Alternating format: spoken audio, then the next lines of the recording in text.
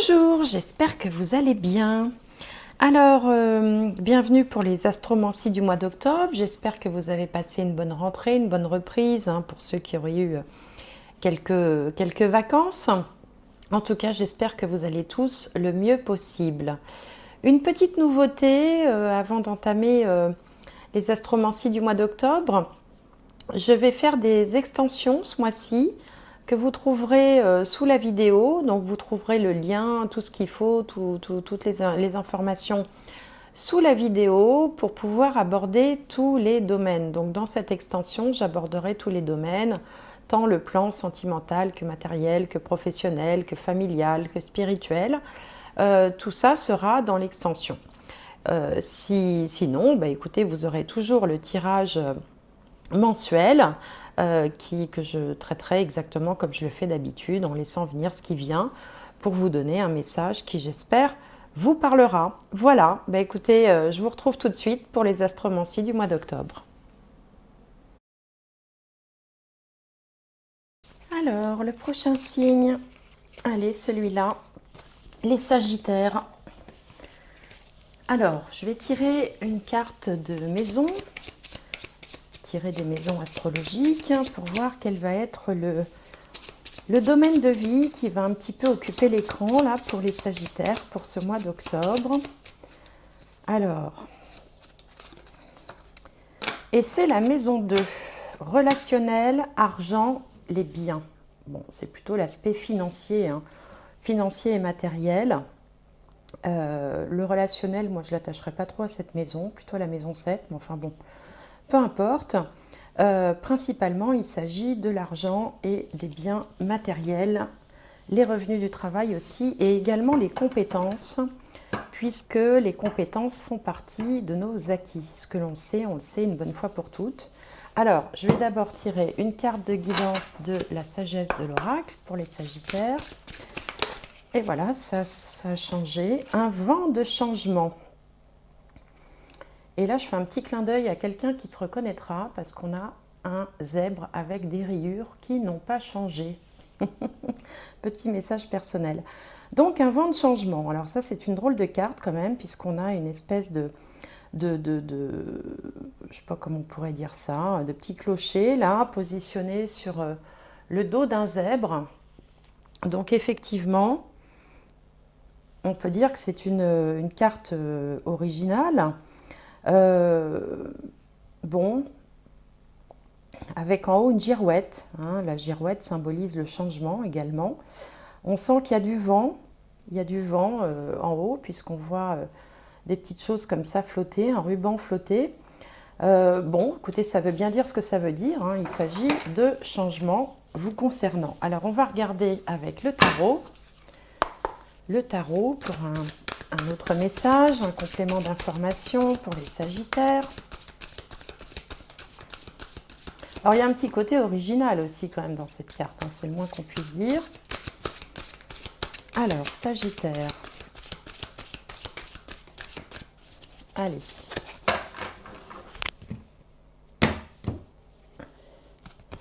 Le 2 de feu. Vous avez trouvé votre voie. De nouveaux partenariats ou contrats se profilent à l'horizon. Continuez à aller de l'avant. Donc, le 2 de feu, c'est quand même... alors, déjà, c'est un 2. Donc, tout ce qui concerne le chiffre 2 va impliquer quelqu'un d'autre. C'est pour ça qu'on parle de partenariat, d'association, de contrat. Un contrat qui lie deux entités entre elles, deux personnes entre elles. Donc, il y a cette idée quand même de se lier avec quelqu'un ou quelque chose d'autre. On vous dit que vous avez trouvé votre voie. Tant mieux, tant mieux. Je connais des Sagittaires pour qui c'est le cas, effectivement. Et on vous suggère de continuer à aller de l'avant. Alors, on va regarder avec le Béline les 4 domaines principaux. Bon, bah écoutez, ici, la maladie a sauté. L'inconstance, on est sur 2 cartes de la Lune, c'est pas étonnant. Quand il est question de changement, on est souvent sur un terrain un peu instable. Et les terrains instables, ça, c'est plutôt du domaine de la Lune. Alors, la maison 4. La maison 4, la voilà.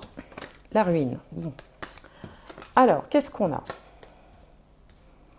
On a la maladie, l'inconstance, la ruine et les ennemis. Bon, on ne peut pas dire que ce soit hyper engageant, là, comme ça, tout de suite, à première vue, mais on va essayer de creuser parce que parfois, il y a des informations qui ne sont pas aussi négatives qu'elles peuvent en avoir l'air. Et surtout que quand on a le vent de changement et le 2 de feu comme ça en préambule, c'est pas étonnant de trouver ces cartes-là. Alors, on va développer. La maladie, on voit une espèce d'épervier comme ça qui s'abat sur un crapaud, une grenouille ou bon, enfin un autre animal. La maladie, c'est une carte qui est essentiellement à connotation psychologique. Enfin, en tout cas, moi, dans mon expérience, hein, c'est souvent, comme c'est du ressort de la Lune, c'est souvent le psychisme qui est atteint. Et donc, dans ces cas-là, ça peut signifier que l'on se sent coincé, c'est-à-dire qu'on est dans une situation inconfortable, on ne sait pas comment en sortir, on se sent bloqué, on est plaqué au sol, un petit peu là, comme cette grenouille, et on a l'impression d'être sous contrainte, on est sous le joug de quelqu'un ou quelque chose ou d'une situation, et on ne sait pas comment en sortir, on se sent un petit peu bloqué, entravé.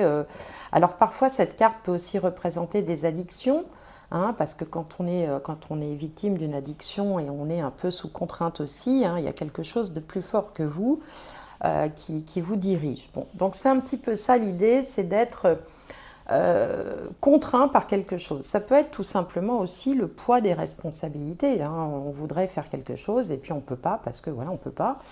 On ne voit pas comment sortir de cette impasse. Alors en face, on a ici, on a vous et là on a les autres. Alors ça peut représenter le conjoint, le partenaire, hein, si on est dans une relation engagée. Ça représente aussi les autres en général et puis ça représente aussi tout ce qui est contrat. On nous parlait ici des contrats, hein, d'ailleurs, de nouveaux partenariats ou contrats. Sauf que là, à ce moment-là du jeu, vous n'y voyez pas très clair. Il y a une forme, cette carte s'appelle l'inconstance. Donc il y a des choses qui arrivent, mais on ne sait pas bien finalement comment ça va se terminer. Il peut y avoir des opportunités, mais on n'est pas sûr. Il peut y avoir des revirements de situation. Un coup, on vous dit blanc, ensuite on vous dit noir. Donc vous ne savez pas trop sur quel pied danser. À mon avis, ça peut être en relation avec la vie professionnelle. Mais voilà, pour l'instant, rien n'est stable, rien n'est déterminé. D'autant qu'on trouve dans la carte dans le domaine de la carrière ou de la vie professionnelle, la carte des ennemis. Donc là, c'est typique aussi de la concurrence. Donc ça peut représenter, par exemple, une opportunité professionnelle, un poste à pourvoir, quelque chose qui pourrait vous intéresser, mais sur lequel vous êtes nombreux sur les rangs, en fait, hein. Il y a plusieurs personnes impliquées. Il y a de la concurrence, il y a une compétition. Mars, c'est aussi la compétition. Un peu à couteau tiré, peut-être entre deux personnes ou entre deux entités. Bon. Si on en vient aux personnes qui ne travaillent pas encore, des étudiants par exemple, ou des personnes retraitées, ben là c'est pareil, on peut se retrouver un peu en balance avec quelqu'un d'autre, en rivalité, ou alors il peut y avoir quelques tensions, des disputes aussi dans le cadre de ces activités personnelles, quelles qu'elles soient, avec un sentiment de ne pas trop savoir vers quoi se diriger. Alors, dans la maison 4, on trouve une carte de Saturne qui s'appelle la ruine. Alors évidemment, en première vue, c'est pas engageant, mais ça nécessite de développer un petit peu. La ruine, bon, le premier sens, ça peut être tout simplement que vous ne vous plaisez pas dans l'endroit où vous vivez, dans la maison, l'appartement dans lequel vous êtes. Il peut y avoir des travaux, des choses qui se déglinguent un petit peu, qui sont vieillissantes. Bon. La deuxième signification, ça peut représenter la famille. Donc il peut y avoir quelques difficultés, des tourments au niveau de la famille, mais on voit quand même que la base reste solide, hein. La tête est touchée là, de cette vieille tour. Là, c'est une vieille tour, c'est un vieux bâtiment en fait, hein. On voit que la tête est touchée, mais que finalement, le fondement, la base reste solide. Alors parfois, ça peut signifier aussi, cette carte-là, tout ce qui vient du passé, tout ce qui est en référence à l'histoire. Donc comme on est dans le cadre de la famille, on peut être dans son histoire personnelle, et on peut peut-être avoir voir arriver dans sa vie comme ça des choses en relation avec ses parents, avec ses ancêtres, avec le patrimoine, avec par exemple des héritages, des successions, ce genre de choses. C'est pas forcément, enfin évidemment c'est pas une carte très positive, mais elle n'est pas toujours négative non plus. Donc peut-être que là, on remet en question un petit peu sa structure familiale, sa façon de fonctionner, soit par rapport au lieu de vie, hein, qui ne plaît pas, qui ne plaît plus, qui nécessite des travaux, qui ne convient plus, soit par rapport au mode de fonctionnement, peut-être, hein, au sein de la cellule familiale, ou par rapport à ses parents, sa lignée, ses ancêtres, où il y aurait peut-être un travail à faire. Donc on va creuser un petit peu tout ça avec le petit Lenormand déjà, pour voir la situation, on va dire passée-présente, hein, faire un peu un état des lieux. Alors, voilà, donc la carte centrale a sauté et la carte centrale nous parle d'agacement, d'énervement. Pour certains, il est peut-être question d'aller-venu, d'aller-retour, de revirement. On sent de toute façon, d'une manière générale, qu'il y a vraiment un terrain instable, hein. Le vent de changement, de toute façon, on l'avait déjà annoncé. Alors, on va regarder plus en détail et puis surtout ensuite on verra avec le tarot comment les choses peuvent évoluer.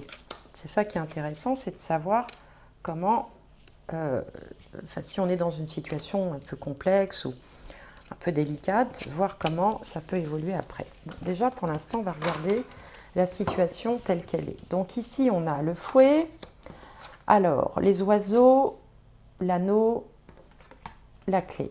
Donc là déjà on a un couple qui va trouver une solution, où il peut y avoir une forme d'engagement. Le lys, donc là on retrouve l'idée de vieillesse, ou des choses qui durent depuis longtemps. Aussi ça peut être ça, le fouet, les chemins, l'arbre, l'étoile et la petite dernière, un courrier, une nouvelle, une annonce. Bon, et ben c'est pas si mal que ça quand même, bien qu'on ait le fouet quand même au centre du tirage. Le fouet, c'est de l'énervement, de la tension, des allers-retours, des choses qui reviennent et qui reviennent.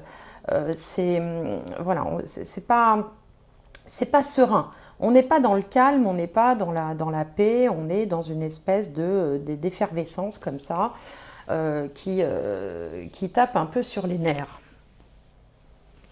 Alors, la bonne nouvelle quand même ici, c'est les oiseaux peuvent représenter un couple, hein, à cause du nid, le côté nid, c'est la famille, c'est un couple. Un couple qui trouve une solution. Alors, ça peut être un couple qui s'engage dans une relation, enfin dans un mariage par exemple, hein, parce que la clé indique toujours quelque chose d'important, quelque chose de marquant. Ça représente aussi les solutions. Donc, c'est un couple comme ça qui est solide parce qu'en dessous on a le lys, ça parle, et puis l'arbre à côté, ça parle des choses quand même qui sont bien enracinées, qui durent depuis un moment. Donc on a un couple solide qui peut quand même avoir été confronté à certaines disputes, à certaines tensions, mais qui quand même reste solide. Ici, on a une bonne nouvelle, hein. On a une nouvelle importante, une décision importante qui arrive par l'intermédiaire d'une proposition ou un courrier. Une nouvelle, hein. Donc c'est un peu l'idée qu'on avait ici, là, je vous disais que il y avait peut-être une question de contrat. Alors ça peut être sur le plan professionnel, peut-être que pour certains il va y avoir une proposition professionnelle qui va entraîner un changement important pour toute la famille, hein, puisqu'ici on a la famille, là on a le couple, là on a l'union ici.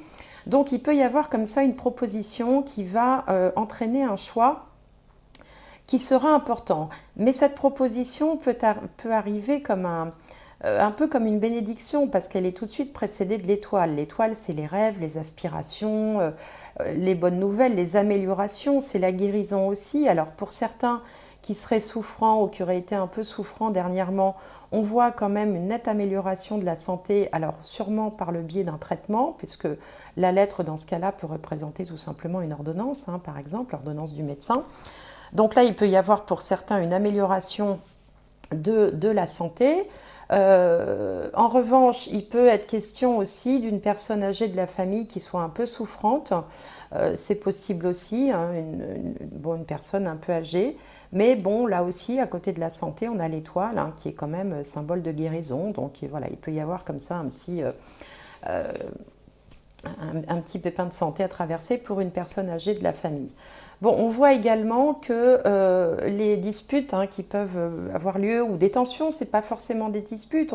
Un couple, par exemple, peut être dans une situation qui ne convient pas sans forcément que ça tourne à la dispute, mais on sent quand même qu'il y a de la tension. Ça va nettement s'améliorer puisque la tension est suivie directement de l'étoile. L'étoile, c'est une des meilleures cartes du jeu, d'ailleurs dans tous les jeux, dans le tarot aussi, avec le soleil.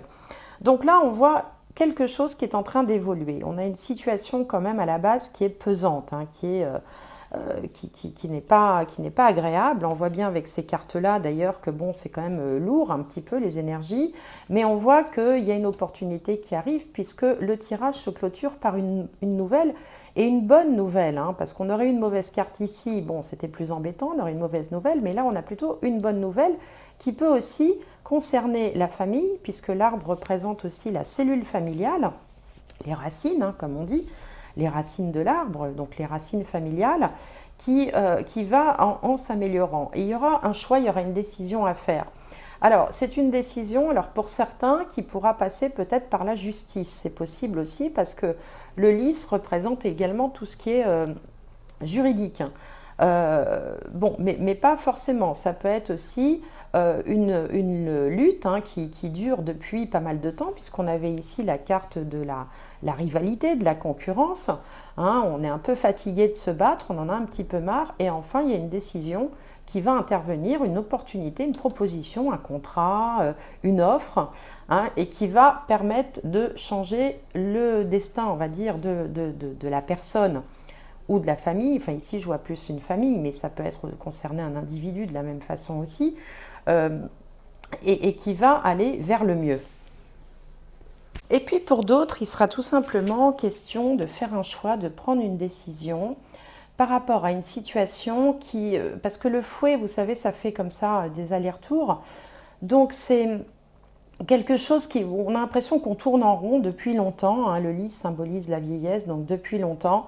On tourne en rond, rien n'avance. Et donc là, on a envie un petit peu de sortir de tout ça et de prendre une décision. Voilà, de dire bon maintenant ça suffit, il faut changer les choses. D'où aussi la question du vent du changement, et on vous dit aussi de continuer à aller de l'avant. Donc c'est très bien comme ça. Alors, on va regarder maintenant avec le tarot. Alors, avec le tarot, comment les choses peuvent évoluer. Alors, pour les Sagittaires, alors bon, comme toujours, si ça ne vous parle pas, parce qu'il n'y a peut-être pas forcément de message pour vous. Et c'est marrant parce qu'on a ici le 2 d'épée, exactement. Quoique non, le 2 de feu, ce serait plutôt le 2 de bâton, donc je dis une bêtise. Mais enfin, on a du 2. Et puis, on est sous le signe du 2, de toute façon, avec la maison 2. Alors, comment les choses peuvent évoluer? Oui, donc je vous disais, si ça ne vous parle pas, eh bien, c'est qu'il n'y a pas de message pour vous cette fois-ci. Je vous invite toujours à aller voir vos signes solaires, lunaires, ascendants, pour vous faire un peu votre propre... pour personnaliser un petit peu. Alors, 9 de Pentacle, 10 de Pentacle, et conclusion, la Reine de Coupe.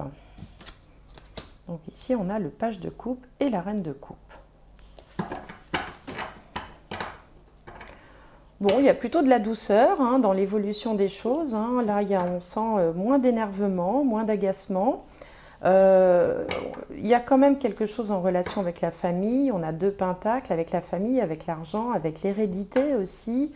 Donc peut-être les ancêtres. Je vous parlais tout à l'heure ici, peut-être des personnes âgées de la famille. Alors, on va développer. Alors, c'est amusant parce que je m'attendais à avoir un tirage beaucoup plus dans l'action, dans la compétition avec cette carte de l'ennemi ici, dans le... vous voyez, enfin, où vraiment on se lance dans la bataille. Et en fait, c'est pas tellement ça qui se profile, c'est quelque chose de beaucoup plus doux. Alors ici, vous apparaissez sous les traits du 2 d'épée. Enfin, quand je dis vous apparaissez, ça peut être la situation aussi qui est comme ça, pas forcément vous. où là, on est en proie à ces contradictions. C'est-à-dire qu'on est dans un dilemme, on ne sait pas quoi faire, on hésite, entre les deux, mon cœur balance. On se sent, on a l'impression d'avoir à choisir entre la peste et le choléra, enfin, il n'y a rien qui convient. On n'est pas serein, on ne sait pas quelle décision prendre, et puis du coup, alors soit on avance les yeux bandés comme ce personnage, soit on ne sait pas, voilà, on ne sait pas, on ne sait plus, et donc avec ça, ça correspond bien à la carte de la maladie que je vous ai dépeinte tout à l'heure, en vous disant que voilà, on a l'impression qu'on est comme ça, sous le joug de quelque chose, que finalement, on est... on n'est pas libre de prendre une décision, enfin voilà, on est un peu terrassé par les événements, on ne sait pas quoi faire. Bon, on retrouve un peu cette énergie-là, hein, voilà, on hésite, on ne sait pas, on tergiverse, on tourne en rond, on n'avance pas finalement. Alors, dans les doutes, les peurs, les blocages, on a le 10 de Pentacle. Alors le 10 de Pentacle, ça représente la famille épanouie, hein, regardez cette carte, hein, elle parle d'elle-même, hein, tout le monde est réuni là, il y a une maison derrière, il y a de l'argent, tout va bien, il y a les enfants, il y a même le chien. Donc on a peut-être peur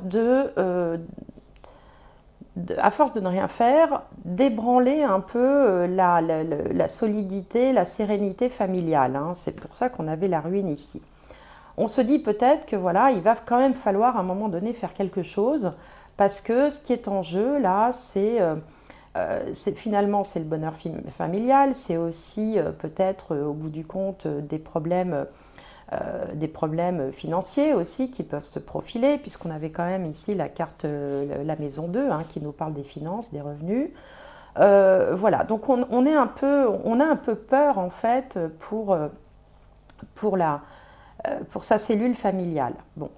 Alors si vous êtes célibataire et que vous n'avez pas forcément voilà, une famille construite avec vous, vous pouvez tout simplement avoir peur peut-être de ne pas alors soit de ne pas être digne, hein, entre guillemets digne, hein, de ce qu'on attend de vous, hein, parce que c'est aussi l'hérédité cette carte là, soit peut-être vous n'êtes pas serein par rapport à votre avenir financier. Bon.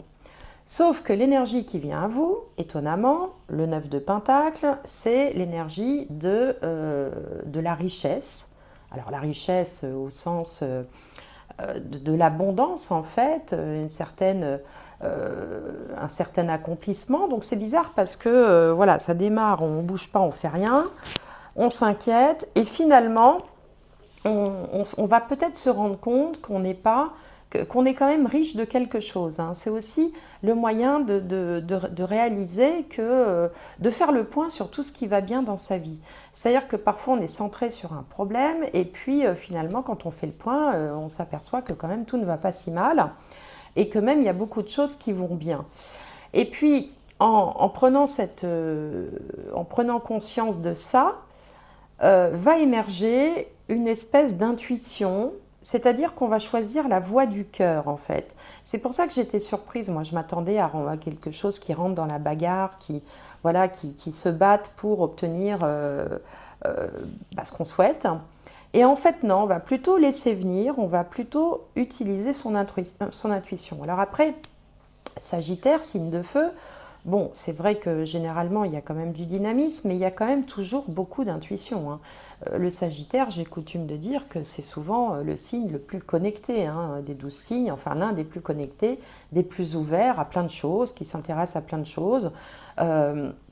Donc là, en fait, ça va être finalement votre façon de réagir. Et c'est peut-être pour ça aussi qu'on avait deux cartes de la Lune, parce que la Lune représente l'intuition, représente les choses que l'on ressent sans forcément rationaliser, c'est-à-dire sans forcément se les expliquer.